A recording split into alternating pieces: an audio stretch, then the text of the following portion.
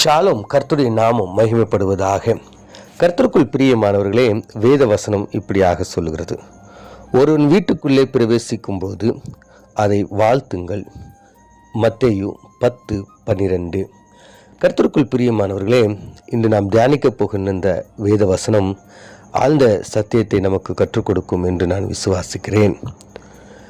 ஆண்டவராகிய இயேசு கிறிஸ்து தன்னுடைய 12 சீஷர்களையும் அழைத்து, நீங்கள் புறப்பட்டு போய் வியாதிஸ்தர்களையும் குஷ்டரோகிகளையும் மரித்தவர்களையும் எல்லாவிதமான பலவீனம் இப்படிப்பட்ட சூழ்நிலை இருக்கிற எல்லாரையும் என்னுடைய நாமத்தினால நீங்கள் சுகப்படுத்தி பலப்படுத்தி அவர்களுக்கு அதிகாரம் கொடுத்து அவர்களை அனுப்புகிறார்.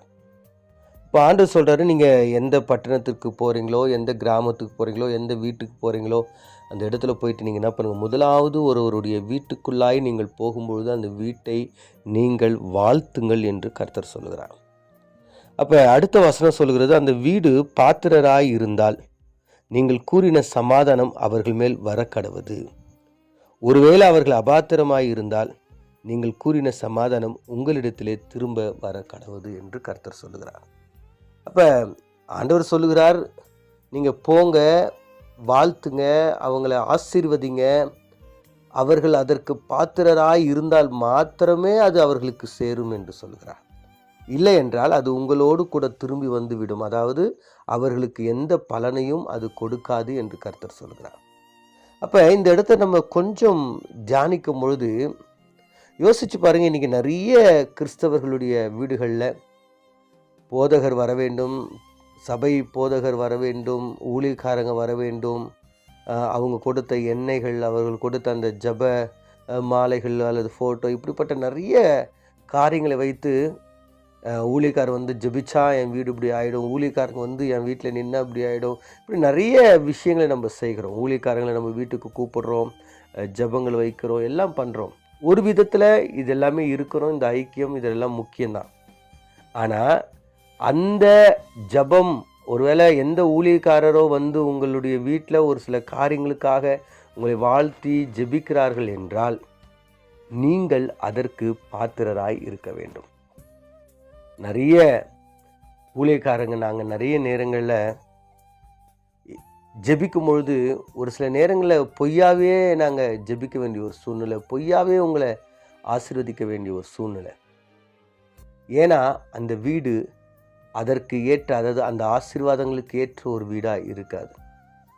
ஏன்னா வீட்டில் எப்பொழுதும் சினிமா காரியங்கள், வீட்டில் தேவனுக்கு விருப்பமில்லாத காரியங்கள், தேவனுடைய சித்தம் அந்த வீடுகளில் காணப்படாத ஒரு காரியங்கள், ஜபங்கள் இல்லாத ஒரு காரியம், ஐக்கியம் இல்லாத ஒரு காரியம், எப்பொழுதும் சண்டை சச்சரவு, எப்பொழுதும் தேவனுக்கு பிரியமில்லாத காரியங்கள் அந்த வீட்டில் குடும்பங்களில் நடந்து கொண்டிருக்கும்.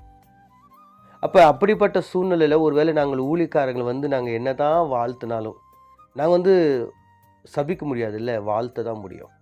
அப்போ நாங்கள் வாழ்த்தும் பொழுது அந்த வாழ்த்துக்கள் எல்லாம் உங்களுக்கு அது பயனுள்ளதாய் அல்லது அது உங்களுக்கு ஆசீர்வாதமாய் மாறாமல் மீண்டும் அது வெறுமையாய் திரும்பி வருகிறது.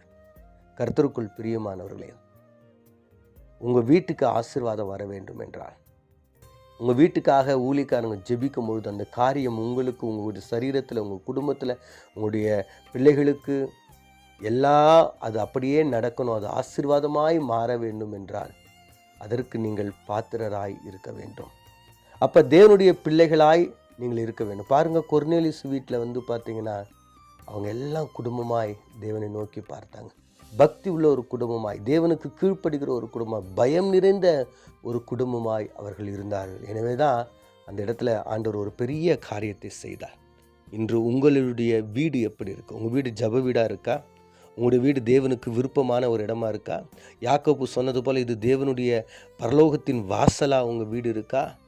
அப்போனா உங்களுக்கு ஆசீர்வாதம் வரும். ஒருவேளை உங்கள் வீட்டில் இன்னமும் தேவனுக்கு பிரியமில்லாத காரியங்கள் இருக்குமானால், உலகப்பிரமான காரியங்கள் இருக்குமானால், இச்சையான காரியங்கள், கோபமான காரியங்கள், எரிச்சலான தேவனுக்கு பிரியமில்லாத காரியங்கள் இருக்குமானால் எல்லாத்தையும் க்ளீன் பண்ணி வெளியே எடுத்து போடுங்க. அப்போ தான் ஆண்டவருடைய ஆசீர்வாதம் உங்கள் வீட்டுக்கு வரும். கண்களை மூடி நாம் ஜெபிப்போம். எங்களை நேசிக்கிற எங்கள் பரலோக தகப்பனே, நாங்கள் வாசித்து தியானித்த இந்த வேத வசனத்தின் பிரகாரம், ஆமாம் ஆண்டவரே, எங்களுடைய வீட்டில், எங்களுடைய சரீரமாகிய இந்த வீடு, எங்கள் குடும்பத்தில் ஆண்டவரே ஆசீர்வாதங்கள், ஆண்டவர் தேவனுடைய பிள்ளைகள் கொடுக்கின்ற அந்த ஆசீர்வாதமான வார்த்தைகள், ஆசீர்வாதமான காரியங்கள் எங்களுக்காக ஜெபிக்கும் போது அது எங்களுடைய வீட்டில் பலிக்கணும்னா, ஆண்டவரே நல்ல ஊழியக்காரங்களை தேடி ஒன்று, இந்த ஊழியக்கார ஜெபம் பண்ணால் பலிக்கும், இந்த ஊழியக்காரங்கள்ட்ட போய் இது பண்ணால் பலிக்கும் இல்லை ஆண்டவரே.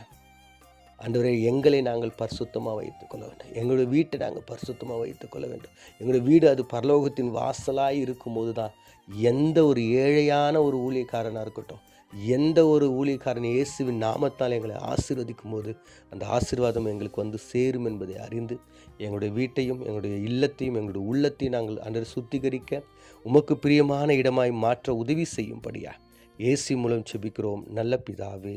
ஆமேன்.